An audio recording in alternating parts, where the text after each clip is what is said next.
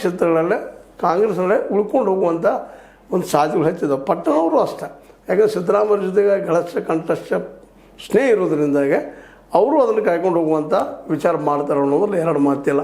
ಹೀಗಾಗಿ ಏನಾಗ್ಯದಪ್ಪ ಅಂತಂದರೆ ಇವತ್ತು ಲಕ್ಷ್ಮಣ ಸವದಿ ಅವ್ರಿಗೆ ಮೋಸ್ಟ್ಲಿ ಸಿಗ್ಬೋದು ಅಂತೇಳಿ. ಆದರೆ ಬಟ್ ಒಂದು ಥಿಂಗ್ ಏನದಪ್ಪ ಇಲ್ಲ, ನಿಮಗೆ ಗೊತ್ತದೆ, ಎಲ್ಲರಿಗೂ ನೋಡ್ತಾ ಇದ್ದೀರಿ, ನಮ್ಮ ಸತೀಶ್ ಅವರು ಆದಷ್ಟು ಅವ್ರನ್ನ ತಡಿಬೇಕಪ್ಪ ಅಂತೇಳಿ. ಸಹಜದ ಒಂದು ಬೆಳೆದಂಥ ಆಲದ ಮರ ತನ್ನ ಕೆಳಗೆ ಇನ್ನೊಂದು ಮರವನ್ನು ಬೆಳೆಗೂಡುವುದಿಲ್ಲ ಅನ್ನೋದು ಸಹಜ.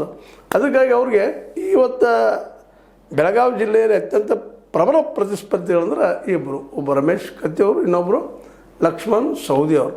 ರಮೇಶ್ ಕತ್ತಿಯವರು ಜೋರದಾರಾಗಿ ಮಾತಾಡ್ತಾರೆ, ಅವರು ಏನಪ್ಪ ಅಂತಂದ್ರೆ ನೇರವಾಗಿ ವಿರೋಧ ಮಾಡ್ತಾರೆ. ಇರೋದು ಹಾಗಲ್ಲ, ಇವರು ಮೌನವಾಗಿದ್ದರು ಅತ್ಯಂತ ಗಟ್ಟಿ ನಿಲುವನ್ನು ತಿಳ್ಕೊಂಡಿರ್ತಾರೆ ಮತ್ತು ಜನಸಂಪರ್ಕದಲ್ಲಿ ಪೂರ್ತಿ ಇದ್ದಾರೆ.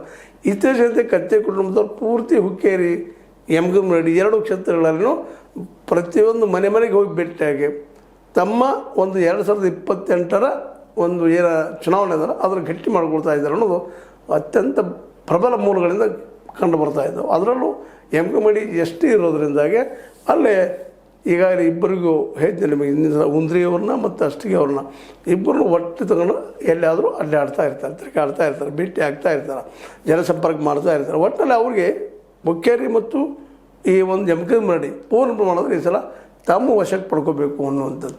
ಇದು ಒಂದಿಷ್ಟು ನಮ್ಮ ಸತೀಶ್ ಅವರಿಗೂ ಸಹಿತ ಒಂದಿಷ್ಟು ತೊಡಕಾಲಾಗುವ ಸಾಧ್ಯತೆಗಳಿದೆ. ಅವರು ಸಹಿತ ಬಿಟ್ಟಿಲ್ಲ ಮತ್ತು ಅವರು ಸತತ ರಾಜಕಾರಣದ ಬಗ್ಗೆ ವಿಚಾರ ಮಾಡೋರು.